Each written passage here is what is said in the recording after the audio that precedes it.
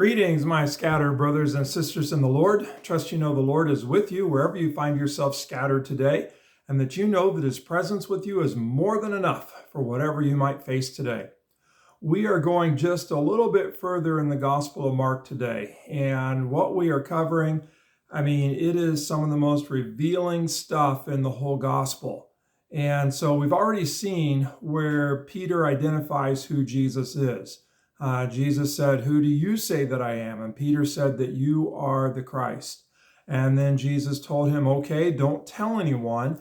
And then we pick it up at verse 31. So Mark chapter 8, verse 31, and Peter has just acknowledged, just seen for the first time that Jesus is the Christ.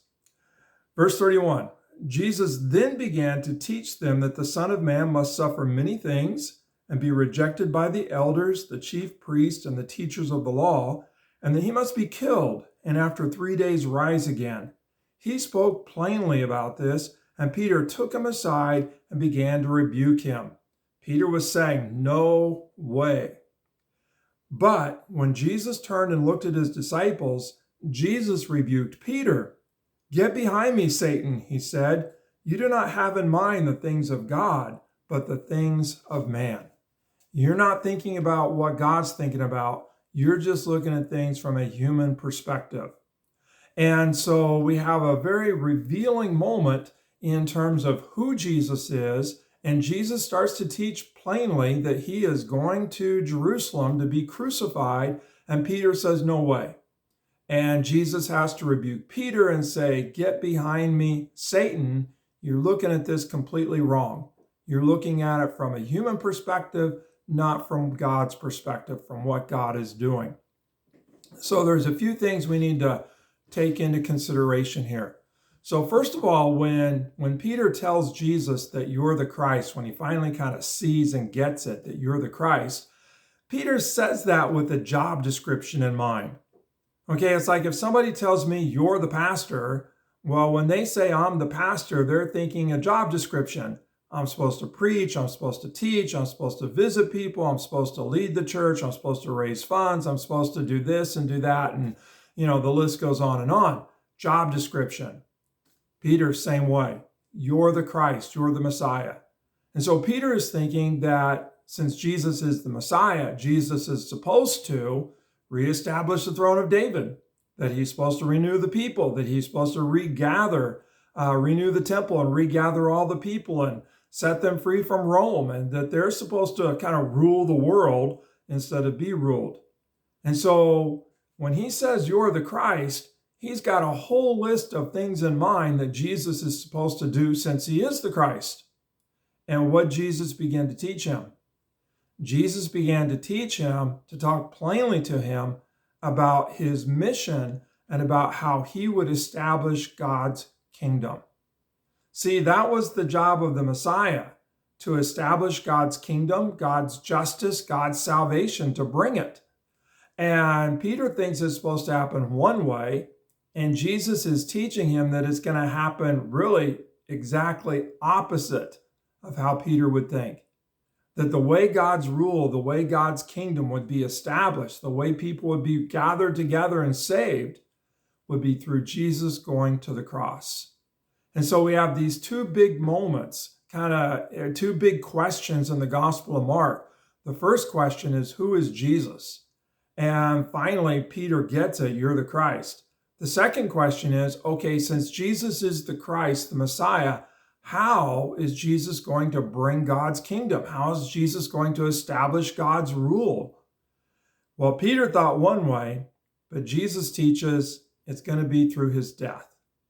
That through his death, through his suffering and dying and rising, that's how God's kingdom would come.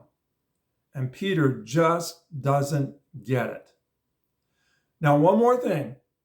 Remember the miracle that happened before all this, where some people brought a blind man to Jesus and he took him outside the village, and Jesus spit in his eyes or rubbed spit in his eyes and touched him. And then Jesus said, "Do you see anything?"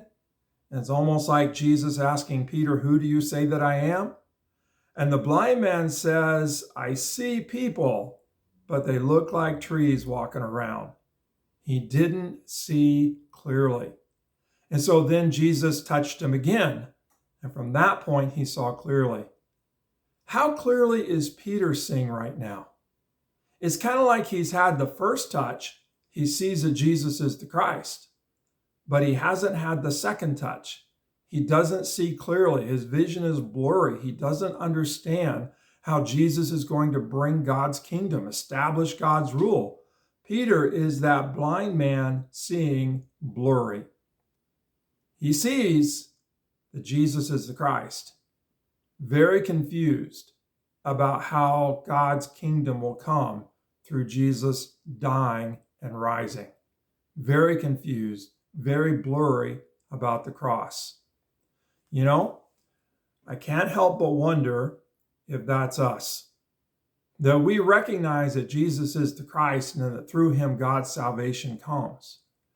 But we sure have a hard time understanding how it comes, especially through his cross. And we don't understand how he's working or not working according to our expectations today.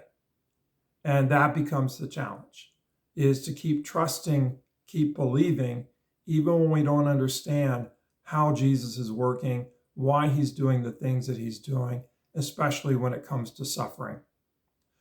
And so there's hope, though. Notice Jesus didn't leave the blind man with blurry vision. Eventually, the blind man saw clearly.